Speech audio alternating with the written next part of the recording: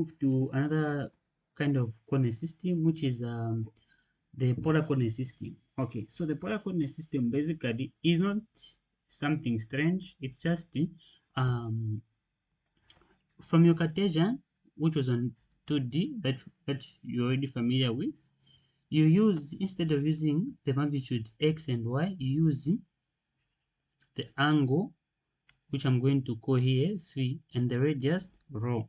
Okay, and then if you everything has to be a vector. So this a radius.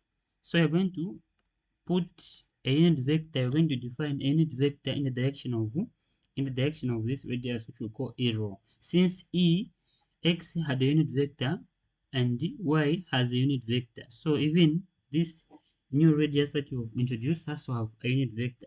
Even this phi also has to have a unit vector. So this angle is creating an arc length. Okay, so this arc length is going to be called d. So the unit vector in the direction of phi is going to be e phi. So with the polar coordinate system, we use the angle, which I'm going to call phi. Of course, depending on the book, you might find a different notation of this angle. Then the radius, which I'm going to call rho. Okay, so with these two parameters, we're going to have e rho unit vector and e phi unit vector in the direction of the angle as our two base vectors, just as we have e and g in the Cartesian. In the polar coordinates, we have e rho, this, and e phi. So normally, if you, as you can see here, e rho is perpendicular to e phi. E rho is perpendicular to e phi. Okay, e rho is perpendicular to e phi always. Okay, so now how do you find e rho? That's it. E rho, they can ask you to find e rho, express e rho in the base vectors e and g.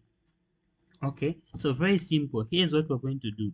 So we're going to get this triangle, right angle triangle. Then this is where your phi is, and this is where e rho is.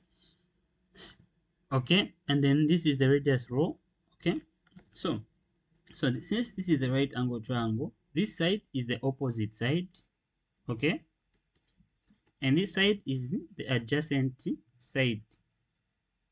Okay, so your main job is, because this is the x direction and this is the y direction g. Okay, your main job is finding the magnitude in the opposite direction and the magnitude in the adjacent direction as a function of rho and phi. So this is very simple to do. Okay, so you're just going to apply your trig identities. So according to trig, we say sine of the angle phi is equals to, what is sine of the angle? Opposite, the opposite over hypotenuse. Okay, so what is our opposite? So the opposite is what we're trying to look for.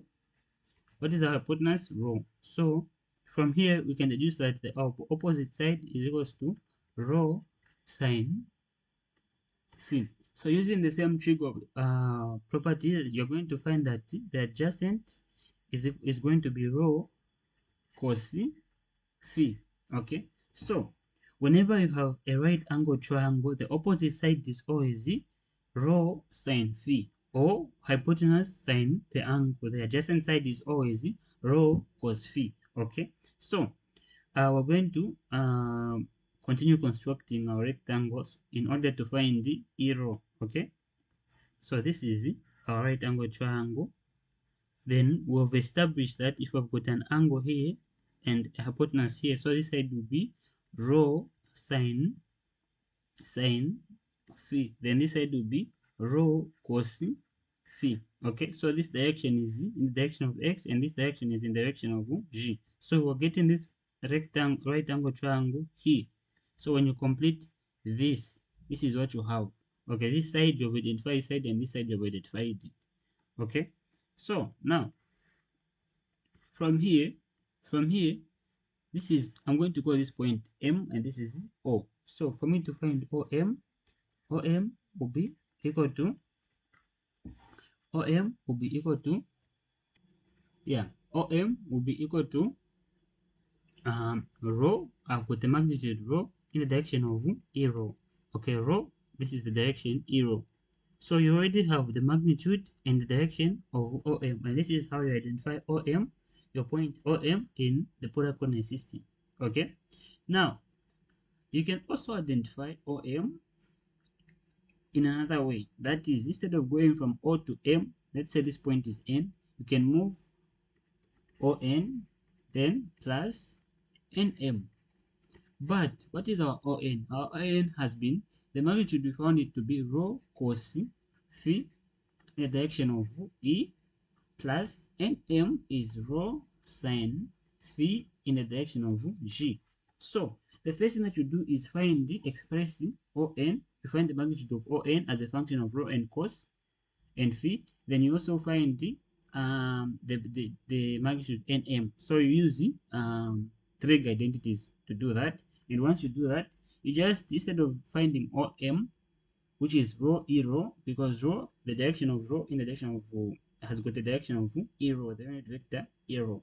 Okay, so now from here, what we can do is we can factor out rho. Okay, so what are we going to remain with? Cos phi E plus sine phi G. Okay, so from here we can, our OM was rho E rho. Okay, this was our OM. So from here we can say that the left hand side is equal to the right hand side. Okay, so from here we can deduce that E rho is equals to cos phi E plus sine phi G. Okay, now, so this is the most important thing, vector to express. So if you are told express E rho de la base cartesian, why de la base cartesian? Because we have expressed it as a function of E and G. So it's very important to know how to express E rho de la base cartesian.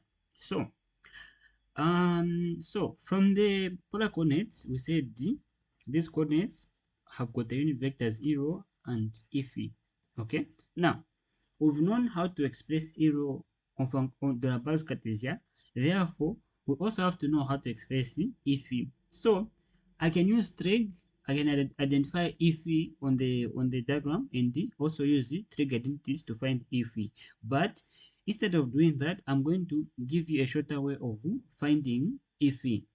So E phi obeys the property of, since E rho is perpendicular to E phi, so since these two are perpendicular, okay, since these two are perpendicular to each other, therefore the derivative of E rho with respect to the angle phi is equal to E phi, okay, and vice versa. So when you do a derivative of E phi with respect to the angle phi, you're going to find, you put negative since you started with E phi to find the E rho. Okay, now so you're just going to derivate E rho with respect to phi for you to find the E phi. So the most important thing is finding E rho, then you find the derivative of E rho with respect to phi for you to find the E phi using this property of vectors that are perpendicular to each other. So it's giving you E phi because E rho is perpendicular to E phi, as you saw from as you can see from this diagram. This is why it was important to note that E phi is perpendicular to E rho, because the derivative of E rho with respect to phi will give us E phi. Okay, so now how am I going to find E phi? Very simple. So I'm going to draw something that is going to be helping you. So something that is going to be helping you is here, if I have sine, okay, then negative cos. Here I'm going to put cos, then here I'm going to put negative sign. Okay, so if you're finding the derivative, you go downwards. Okay, you go in this direction. Okay, So whenever you're finding the derivative, you use this in case you forgot it. So now here's an interesting thing about E row. So E row derivatives. So E row we found it to be cos phi direction of E plus sine phi in the direction of G, right? Yeah. So when you're finding the derivative with respect of this vector with respect to phi, what you do is here this is a product rule. In as much as this is direction, in vectors we consider this to be a product rule. Mathematically we consider this to be a product rule. So we're going to apply the product rule. What does the product rule say? The product rule says that the derivative of cos phi with respect to you find the derivative with respect to phi, then you keep a constant, then plus you find the derivative of e with respect to phi, then you keep cos constant. Okay, so you do the same for the second part. You apply the product rule that is going to give us, so you first find the derivative of sine phi with respect to phi, then you keep g constant, then you find you derivate g with respect to phi, then you keep sine phi constant. Okay, so this is how you apply the product rule. But one thing to note here is the vectors E and G, these unit vectors are perpendicular, are fixed, are immobile. They are not never changing, they are constant. So what is the derivative of a constant? 0. So each time you're derivating E, you're going to have 0. Even here, the derivative of G is going to give you 0. So therefore, whenever you have E and G, you just find the derivative of the first part. Even here, you find the derivative of this part. So you are going to apply uh, uh, uh, this diagram that I use if I want to remember the derivative of sine and cos. So for example, derivative of sine will give us cos, and derivative of cos will give us negative sine. Okay, just like that.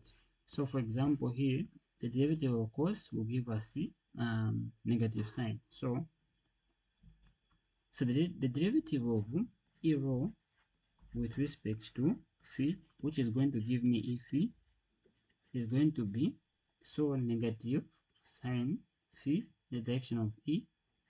Okay, then the derivative of E with respect to phi is 0, so when I multiply everything this will be 0.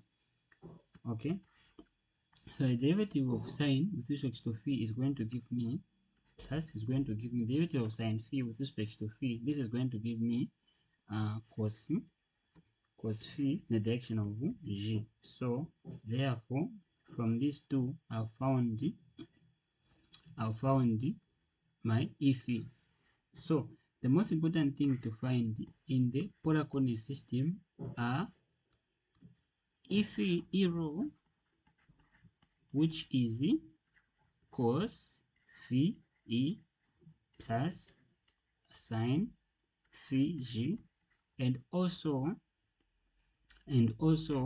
E phi, which you find by derivating E rho with respect to phi, which is going to give us negative sine phi E plus cos phi G. So these are the most important things when you know how to express your base vectors E phi and E rho as a function of in the base Cartesian, that is as a function of E and G, then you've done most of the job.